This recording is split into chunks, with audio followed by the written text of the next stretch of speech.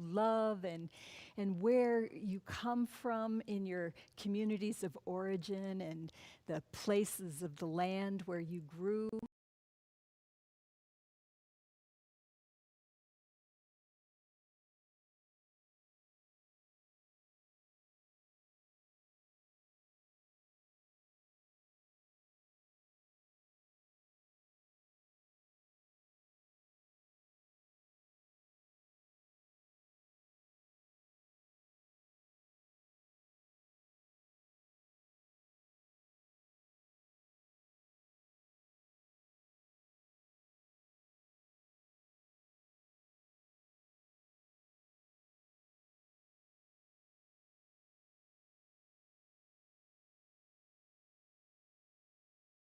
Generational, prosperous community, embodying love and awakening spiritual consciousness.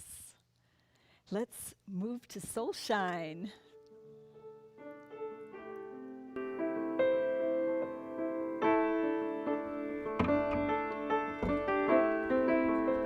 Ananda here today, so this will be fun. Play a little guitar for us. Do a Karen Drucker song. I send my love. I send my love over the mountains. I send my love over the sea. I send my love into the heavens, and it returns to me. That's all the words. I send my love. I send my love over the mountains, over the mountains. I send my love over the sea. I send my love into the heavens, and it returns to me. Play it on that.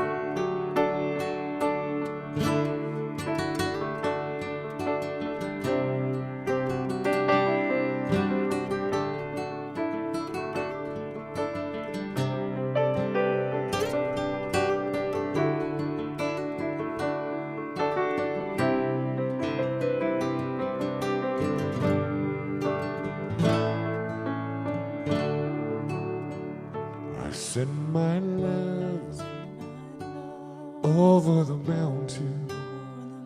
I send my love over the sea. I send my love into the heavens, and it returns to me. Sing out, I send my love. Sing out, come on. I send my love over the mountain. I send my love over the sea. I send my love into the heavens, and it returns to me, and it returns to me.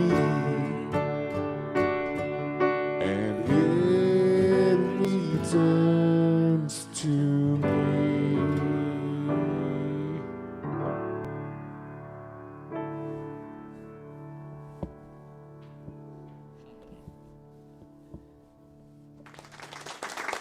I love that song. It's so beautiful. Loved your harmonies on it, Ananda. Let's turn it over to Claire for some celebrations. Good morning, everyone. How are you? Hey, first I want to make sure I know that the past couple weeks we've been having some issues with the Zoom sound, so we're trying something different this morning to see if that fixes it. So if you guys can go in the chat and just say thumbs up, or if something's not stable, let us know, whether you're in Zoom or Facebook. That's always helpful. That's how we know if something's not working right. So let us know in the chat. All right, so this morning Jane is doing the Garden of Eden, right? And so I figured in celebration of that, I would try and get Kevin to wear a fig leaf, but he didn't go for it. So I'm just, and then no one else. Dave says, thank God. No, but maybe, I don't know, if any of you gentlemen are up for wearing a fig leaf in celebration of Garden of Eden talk this morning. Not Kevin nominates Dave. All right. So I just had a few celebrations this morning. Marilyn Holler, who, as we know, has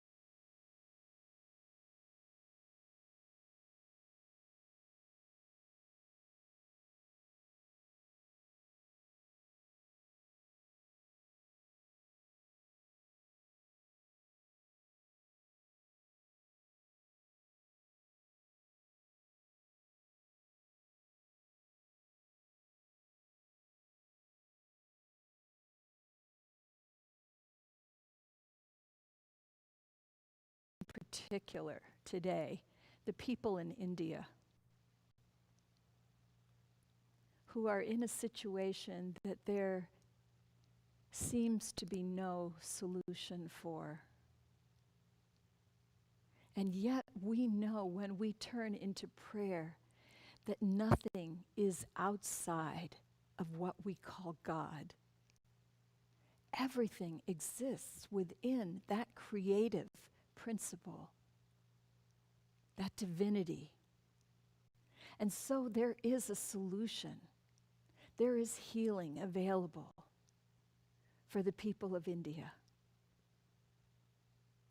We hold the people of Sudan who are starving. We hold them in our hearts. And we claim that there is a solution there.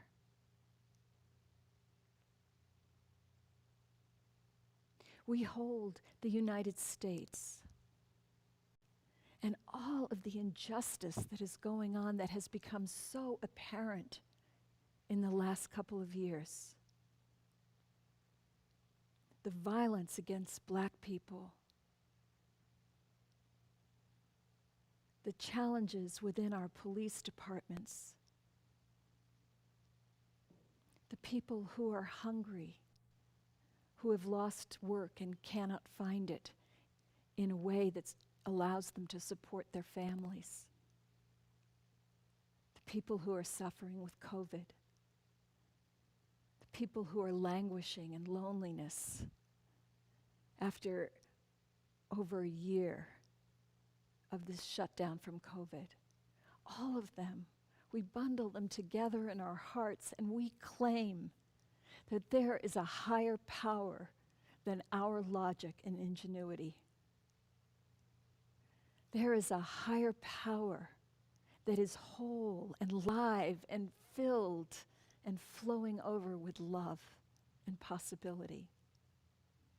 And we hold that for all now. And we hold our beautiful earth, especially during the season of the earth. And we claim that the regenerative power of the earth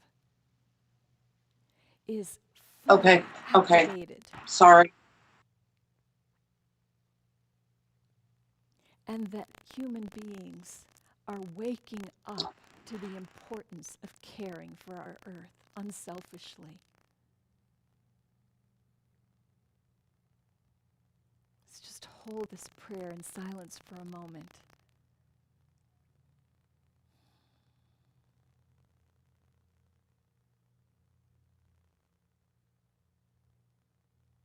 And then in our hearts, we just feel so much gratitude, knowing that even though we do not know the means, we know that divine order is at work. And we release this prayer into that order with gratitude, and so it is. And let's sing first.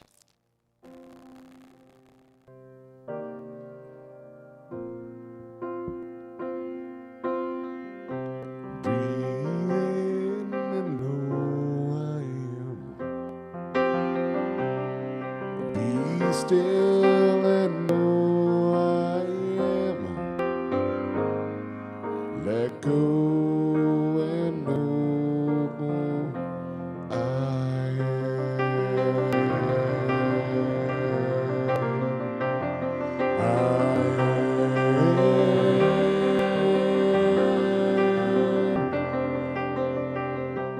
Breathe in and know I am. Be still and know I am.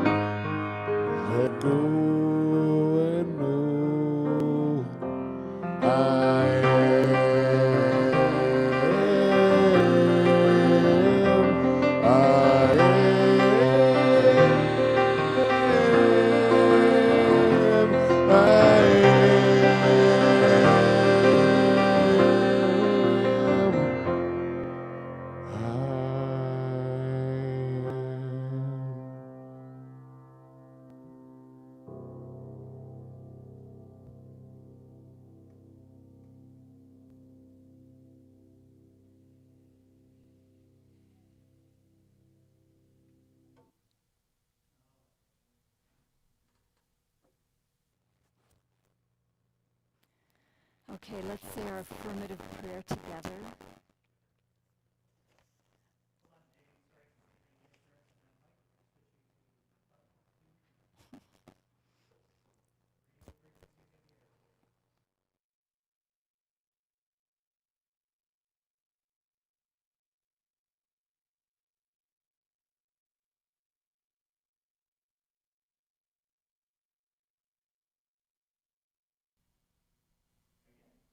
Are we good now? Okay, let's say our affirmative prayer together.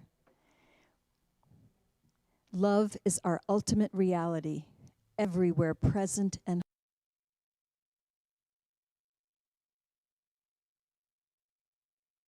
in my life and in the world, as we gratefully acknowledge the presence and power of love now. We see as we hold in prayer, healed and illumined by love. And so it is. Meditation.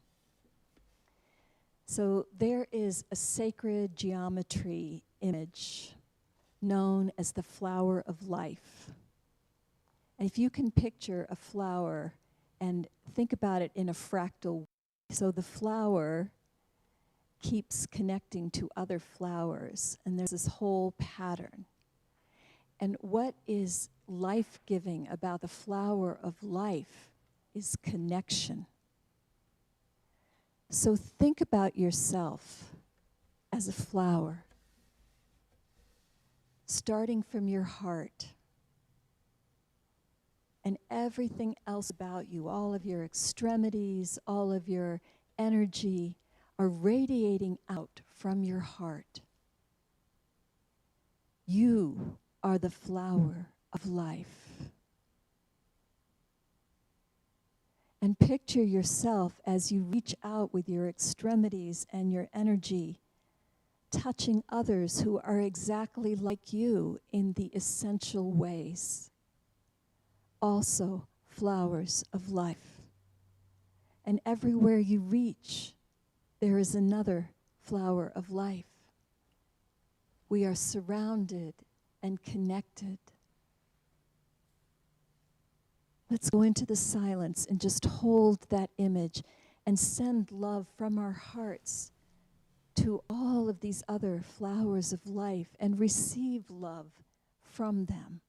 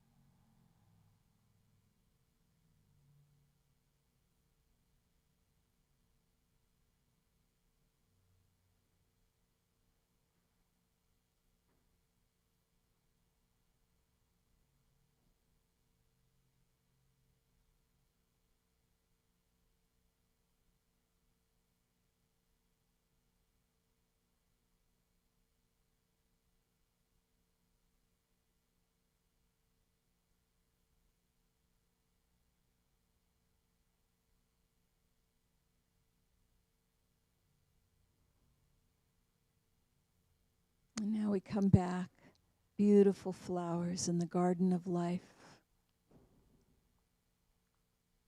And we move into song with Ananda Yogiji, a song called The Flower of Life.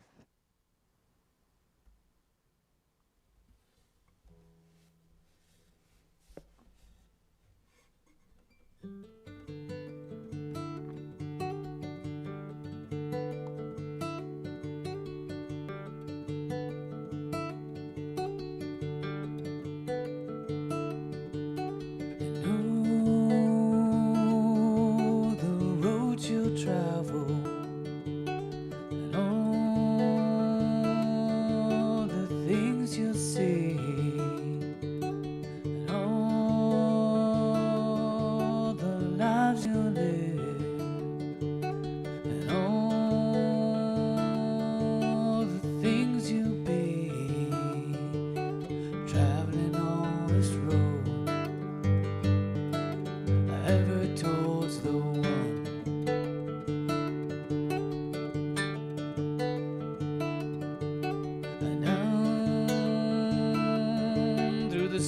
halo, white as the snow, flies the dove of love, perched on my shoulder now, and nudges against my cheek, telling us what's to be.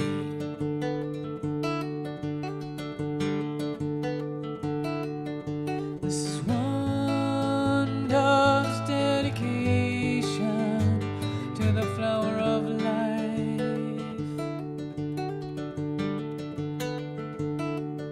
This is one dove's dedication to the flower of life.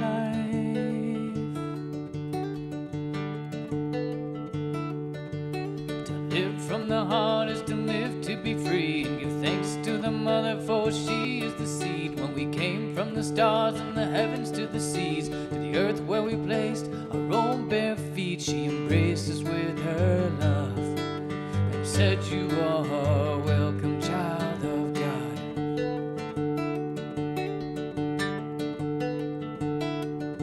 But take care of the land, from there you will lead. Keep the waters clean, from there you will drink. The sun rays gold will bathe your soul, and the air you breathe in will energize the whole of your being, connected to all that is.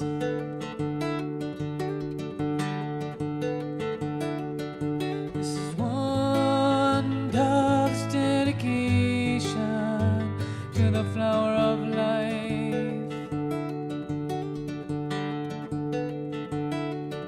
This is one dove's dedication to the flower of life.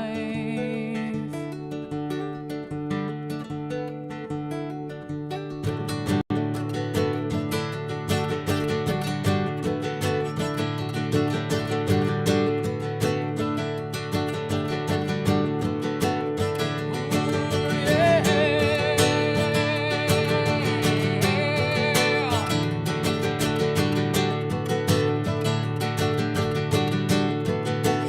Well, purify the body and purify the mind, and songs you will sing to know the divine. Speak truth from your words, and all will reveal reflections. We are all on this wheel, spinning through space and time. One more journey closer to the divine, yeah. Well, to serve and be served is a way to be free, and to love and to give unconditionally. Hold reverence for life and all you receive, for this life is a one you make it to be. Let grace fall upon you, for you will know that you are infinity, yeah. So I'm giving her all my love to the flower of life. I'm giving her all my love to the flower of life. I'm giving her all my love to the flower of life. Oh, I'm giving her all my love, yeah. I'm giving her all my love, yeah. I'm giving her all my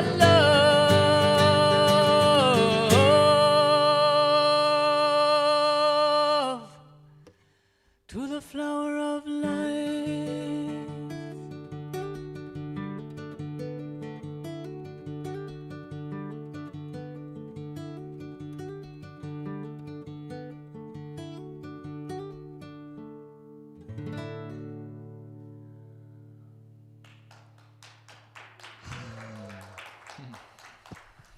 Oh, that is so beautiful. Thank you. I can't wait to hear more of Ananda's music in concert this afternoon. Today is all about the Garden of Eden consciousness. So the Garden of Eden, just in case you don't remember, was the story about the state of affairs at the very beginning. When people were created, they were created to live in Eden. So the story goes. Now remember, this is sacred story. It was created in order for the people of the time, the Hebrew people, to have an explanation of who are we and where did we come from?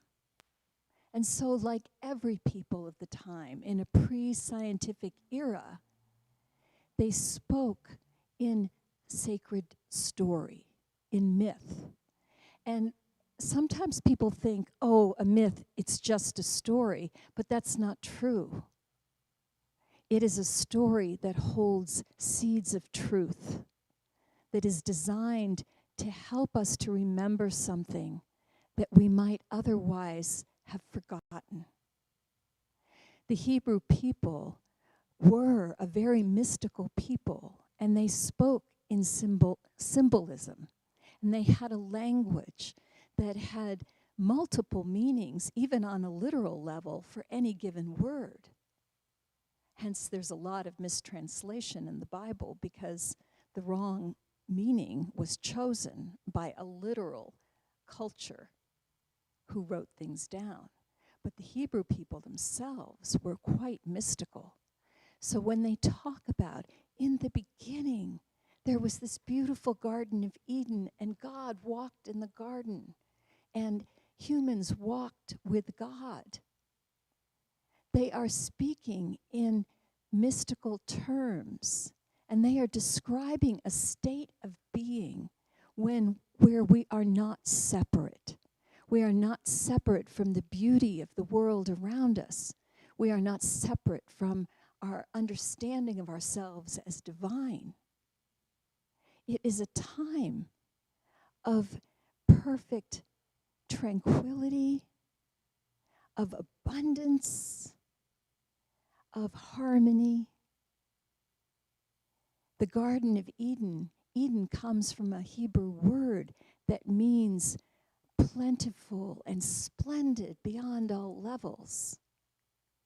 It was never meant to indicate there is this piece of geography called Eden, and if you get out there with your archaeological crew, you can find it. That's not what it means. It means a state of consciousness. Now, was this state of consciousness in material form? I personally don't believe it was, but maybe.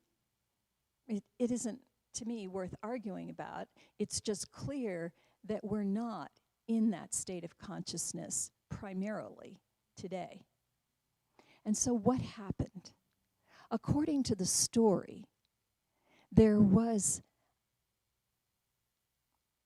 God had told Adam and Eve that there is this one tree, the tree of the knowledge of good and evil, that you can't eat of. All these other trees in the garden, including the tree of life, go ahead and eat. But don't eat that, because if you eat from that tree, you will die. So that would be similar to saying, go ahead, eat any of the food in the garden, but that poison ivy over there, don't touch that. That's not anything where there's cruelty involved.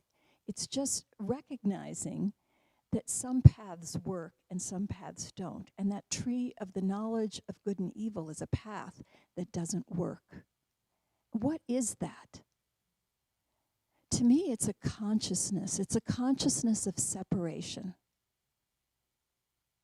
And when they talk about the devil in the form of a serpent, so realize that this is nothing against snakes. The serpent was the religion that they were most in conflict with at the time, the Canaanite religion, because the snake is really a symbol of life that continues and is restored as the snake sheds its skin, its transformation.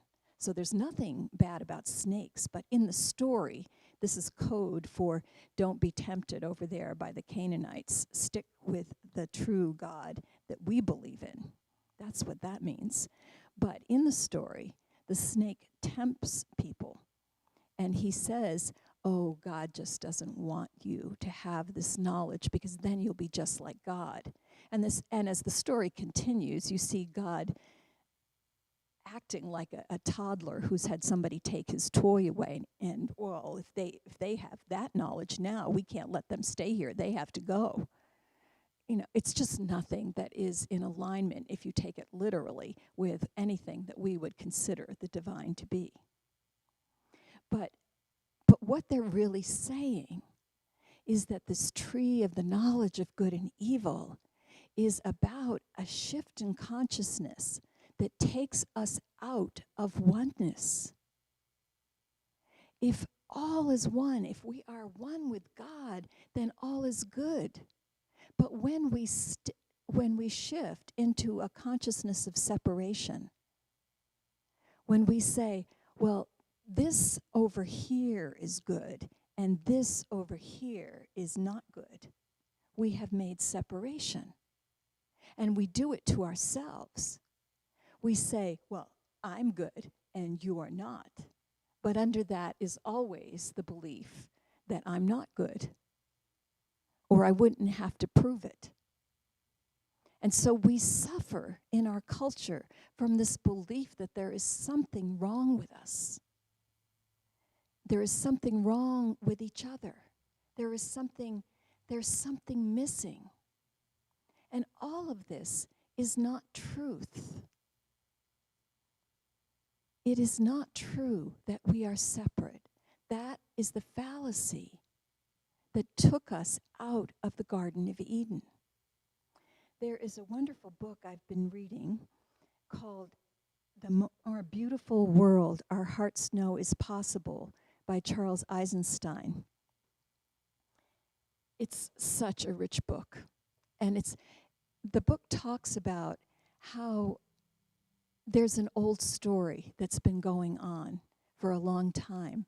And that story is one where separation rules and struggle is so prominent. And we have to struggle to be okay. So when that is true, we suffer because we can never have enough. We can never be enough. And that's what he's talking about in this book, and that it's time for a new story, the story of reunion, where we come back to the Garden of Eden, where we're all together, where we know ourselves as divine. And he has this one passage that I really love. I love so much of this book. I'd stand here and read the whole thing to you if I thought I could get away with it. But there's this one part called The Three Seeds that I love. Once upon a time, the tribe of humanity embarked upon a long journey called separation. It was not a blunder, as some, seeing its ravages upon the planet, might think, nor was it a fall, nor an expression of some innate evil peculiar to the human species. It was a journey with a purpose to experience the extremes of separation, to develop the gifts that come in response to it, and to integrate all of that in a new age of revolution. Hold that thought for a minute. Instead of looking around the world at all the things that appear to be wrong with it and saying, wow, have we messed up? What if we say we are on this journey and we are seeking gifts, treasures that come in response? In all these fairy tales, there is a quest, and the hero and heroine of the quest have to go out and face hardships and struggles And on the other side of that, they find treasures. Treasures mainly within them. They find their own character. So if we are on such a quest as a species to respond in a different way that brings us back to reunion, as T.S. Eliot says, we go round and round and we come back and find ourselves at the same place, but we know it as if for the first time. What if we are on the spiral of life in order to really discover the wholeness of the love that we are? So in this parable that Eisenstein is telling, he says, we knew at the outset that there was danger in this journey, that we might become lost in separation and never come back. We might become so alienated from nature that we would destroy the very basis of life. We might become so separated from each other that our poor egos, left naked and terrified, would become incapable of rejoining the community of all being. In other words, we foresaw the crisis we face today. That is why, thousands of years ago, we planted 3 seeds that would sprout at the time that our journey of separation reached its extreme. 3 seeds, 3 transmissions from the past to the future. 3 ways of preserving and transmitting the truth of the world, the self, and how to be human. So these are the 3 seeds. The first one is transmissions of wisdom. Every sacred tradition has wisdom, and it has the adepts in those traditions who are transmitting the wisdom to us. We find that we are drawn perhaps more to one tradition than another, some to a Hindu tradition, some to a Buddhist tradition, some to an indigenous tradition, some to a Christian tradition, some to a Jewish tradition. These are all traditions, and there are more. We find ourselves drawn to a particular one, but the wisdom embedded in each of these traditions is the same. And so we hold that wisdom. And as we study that wisdom and take it into ourselves, the seed begins to grow. Another tradition, another seed, is the indigenous tradition. The indigenous people are those who at some point chose not to continue on that journey of separation. They remained true to the connection with the earth, to the connection with each other. They didn't get on the bandwagon and have to have all the new toys and technology and things that we are so addicted to. They didn't have to grow because they knew themselves as whole. And they are teachers for us.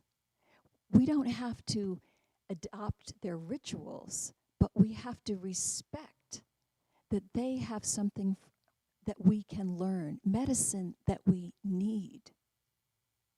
The third seed is sacred story. These are the myths, the tales, the fairy tales. They are stories that when you read them, they're never meant to be taken literally, but they have a seed of truth in them. They are there to remind us of something that is really true. And if you think about the stories that you most love, you will see that that is true. Some of them are quite ancient and some of them are new. So whether it's a story, like the story of the Garden of Eden, or something new, like a story of how the Grinch stole Christmas, there is truth that we can harvest from that. And the truth, whatever seed we use, is going to help us back to find a state of reunion with all that is. And in that reunion, we find love, because love is the truth. Love is the real truth. There's another book that I just finished reading called In Love with the World, A Monk's Journey Through the Bardos of Living and Dying. It's by Yonji Mingyur Rinpoche. It's a fascinating story about a young man. He's in his 30s, and he was the abbot of actually more than one monastery in the Tibetan Buddhist tradition. And he had the idea that it was too easy for him to access the wisdom of his lineage in the setting that he was in, where he was revered by all and he had kind of a cush life from that perspective. And so he decided to go on a wandering retreat for several years. And so he left a note and he snuck out of the monastery late one night. He had ordered a taxi, and so right away the taxi didn't come on time, and he kind of panicked. And then it did come, and he was taken to a train station. But this man had never used money for exchange. He had never paid for anything in his life. Everything was taken care of in terms of his material needs. And here he is at the train station in Varanasi in India, and he is surrounded by people who are dirty and suffering, and it's crowded and it's smelly, and he's having a lot of reactions already, and he's thinking, it's only been an hour. How am I going to make this for 3 years? And this idea that I have going out and begging and learning that way, maybe this was a bad idea. But he was so steeped in the practice of meditative awareness of what his thoughts were, what his feelings were, that he was able to persevere. And the story goes on. It's quite a fascinating story. But at one point, when he is finally begging, he begs and he receives some food, and he gets food poisoning from it. And he actually goes into the process of starvation and dying. And he's continuing to pay attention to his thoughts and his feelings. And he's watching as the life force pulls away from his material body. And he goes through, the bardos are these states of being in that tradition. And he goes through, and he is in the bardo where less and less of the material world is true anymore. And he is becoming one with love. And it's so powerful. And he is leaving behind all that is. And suddenly, he is pulled out of that because a man who he has befriended, an Asian man who had asked him to help him with some of the teachings, this man finds him, recognizes him, gets him to a hospital, and he is brought back to material life through that. And so after he is healed from that, he wants to go right back out and do it because his consciousness is so informed now by what he experienced in that bardo.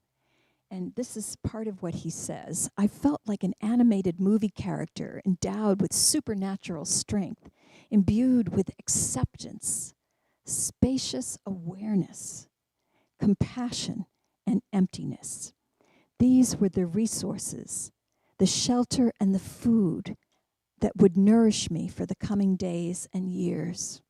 My heart was expanding with a love that I had never experienced, an infinite appreciation that came from the center of my being, radiated to everyone. Everyone that I had ever known, family and teachers who had nourished and guided me, friends, the Asian man, the doctors and the nurses, the cremation wall that had supported my back, the trees that had shaded me. I felt appreciation for every cloud, every affliction, fear and panic attack for the roles they had played in my pursuit of understanding. And I directed special gratitude for the infection that had blessed my body. To you, my beloved Guru, illness of infinite compassion, I bow with 100,000 prostrations to you who guided me to the ultimate truth, who clarified my understanding, who unlocked boundless love. I offer gratitude forever. And he went on from there. He went on for several more years to just accept whatever came his way with so much gratitude. He was no longer bound by the idea of separation.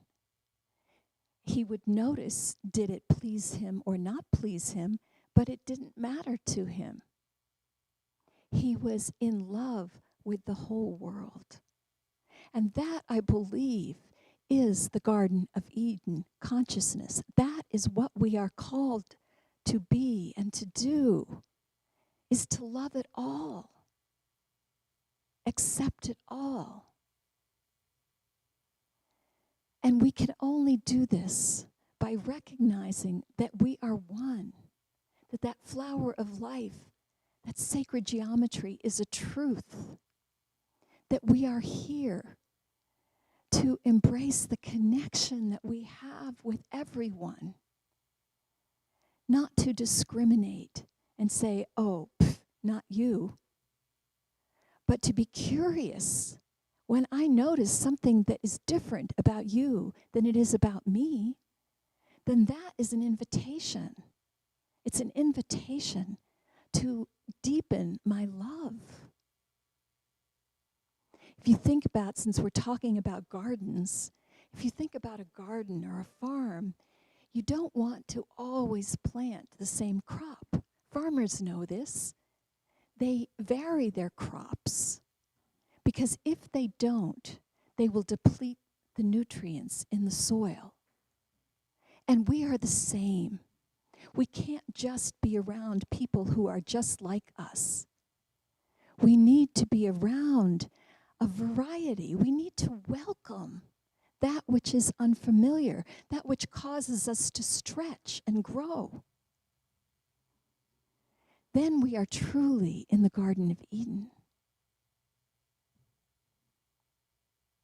This week I invite you to really breathe into the reality that everything around us is an outpicturing of the truth of who we are.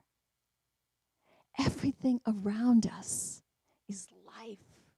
Everything around us is a call to love.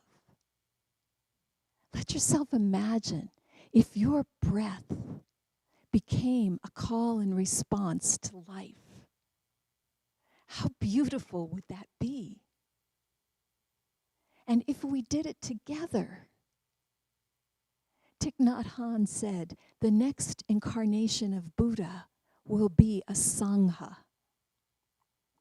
Matthew Fox said the second coming of the Christ will be the Christ consciousness in all of us. We cannot do this alone.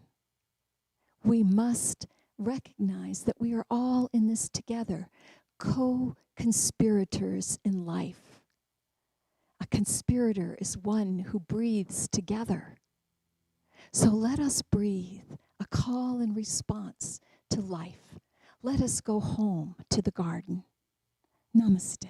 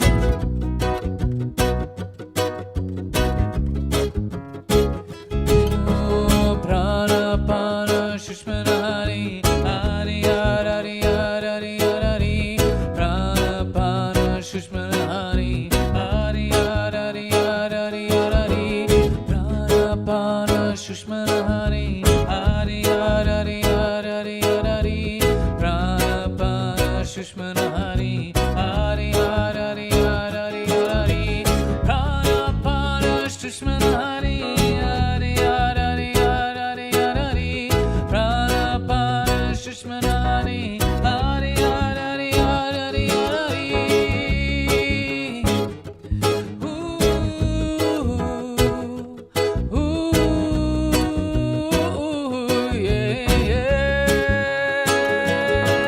Just breathe, breathe in this life, breathe in this love, breathe into your heart.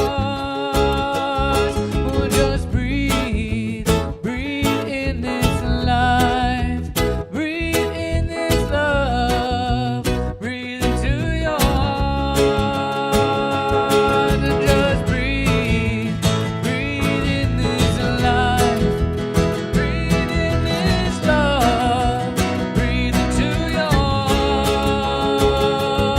And just breathe, breathe in this life, breathe in this love, breathe into your heart. Oh, and just breathe, breathe in this life, breathe in this love, breathe into your heart. And just breathe, breathe in this life, breathe in this love, breathe into your heart.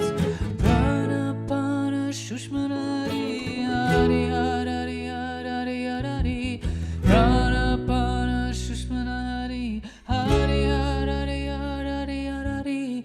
Breathe, breathe in this life, breathe in this love, breathe into your hearts. Just breathe, breathe in this life, breathe in this love, breathe into your hearts.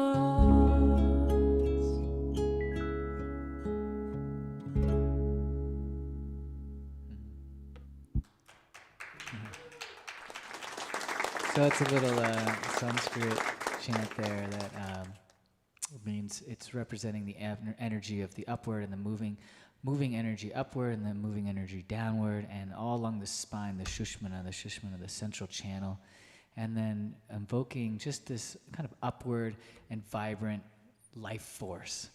And so I, for some reason or another, kind of combined it with this English words of just to breathe in your heart, breathe in this life, this love that just animates all that is. So thanks for having me here.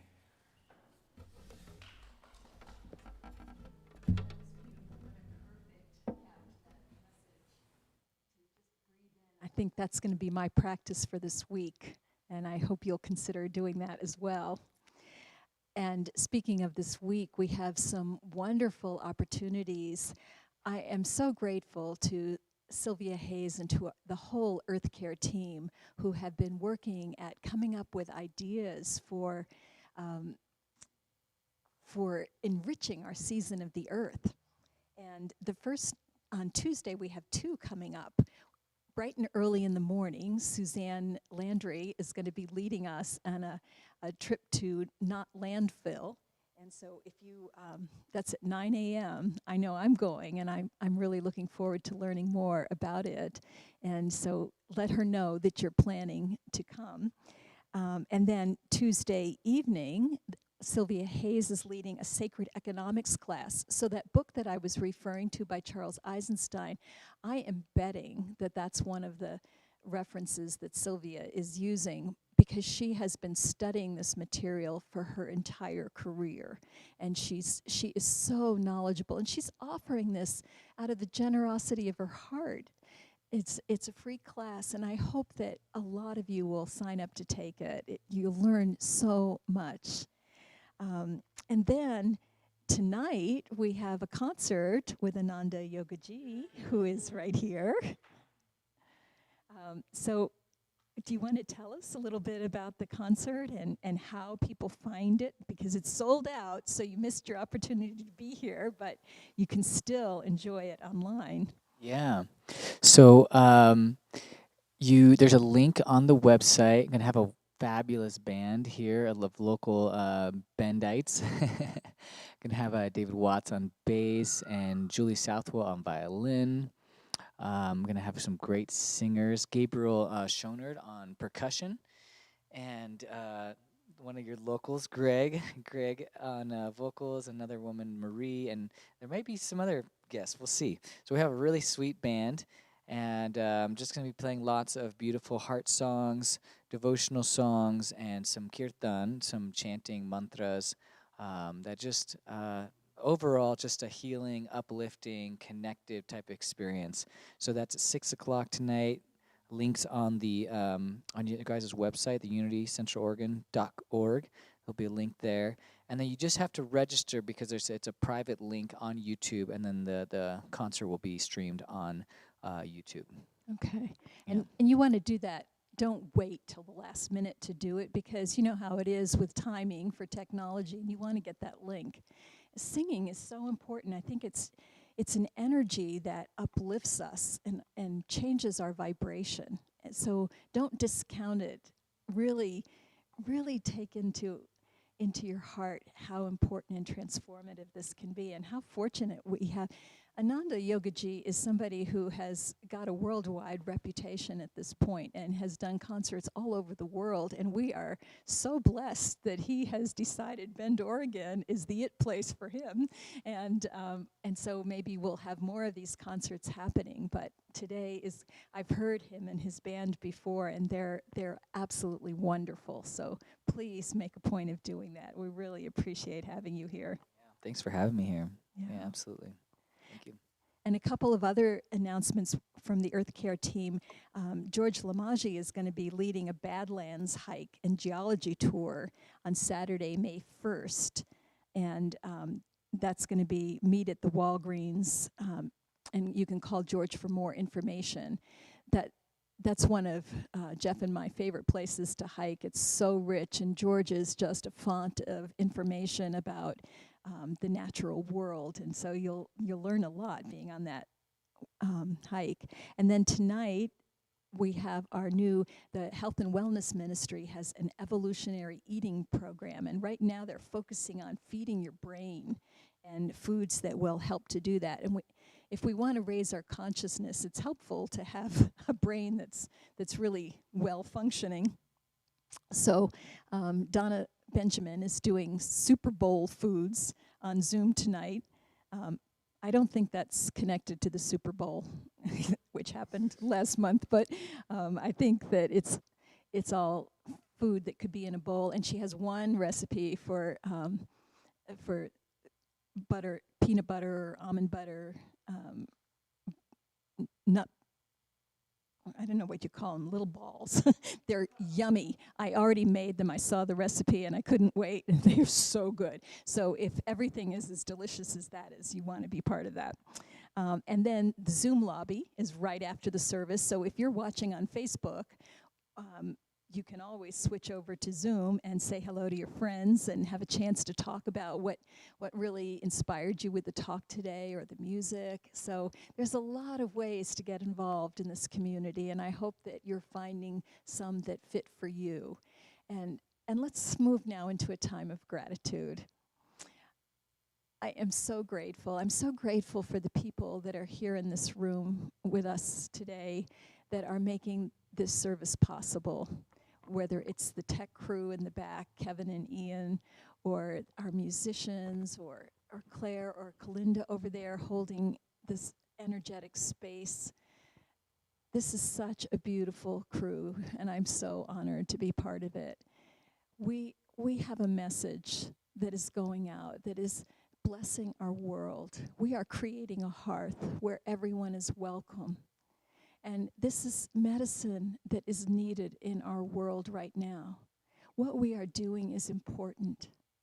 And when you make contributions, whether it's through your talent or the generosity of your time, like Rachel Jumping Water Deer and Ian O'Sullivan were here cleaning yesterday, keeping our place functioning and healthy, or the people that are out in our garden making that work. No matter what it is that you're giving, when you give of your money, You are contributing to this vibrant, welcoming community, being here for others. You are helping to create the hearth that others can feel safe to come to and to grow in. So please think about that as you make your offering now. It's pretty easy to do.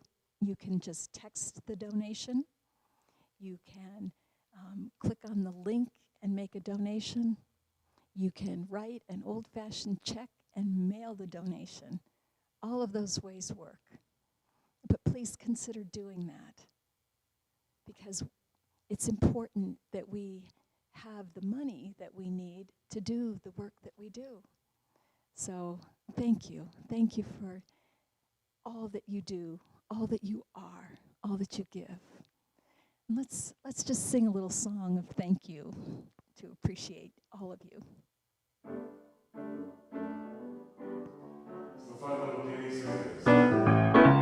I got gratitude in my heart. I got gratitude in my soul. I just want to say thank you, thank you. I just want to say thank you. I just want to say thank you for it all. Thank you for it all.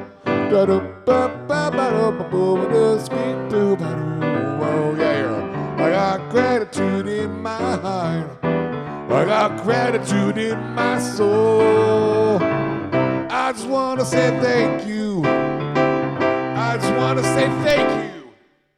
I just want to say thank you for it all. Thank you for it all. Thank you for it all. Woo! It's so lively. I always love that song. Let's say our blessing together. From the love of pure spirit within us, we bless these gifts. We send them forth to heal, bless, and prosper. They are evidence of our faith and belief. They do good work in the world and return to us multiplied abundantly. And so it is. And let's end with the prayer of protection. Please say it with me. The light of God surrounds me. I am the light of God. The love of God enfolds me. I am the love of God. The power of God protects me. I am the power of God. The presence of God watches over me. I am the presence of God. Wherever I am, God is, because I am. Namaste.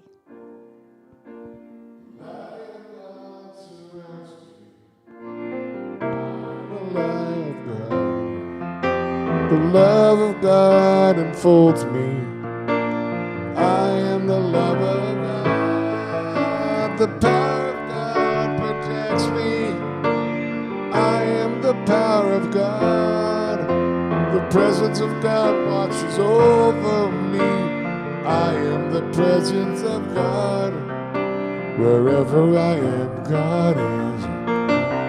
Wherever I am, God is. Wherever I am, God is. Because I am.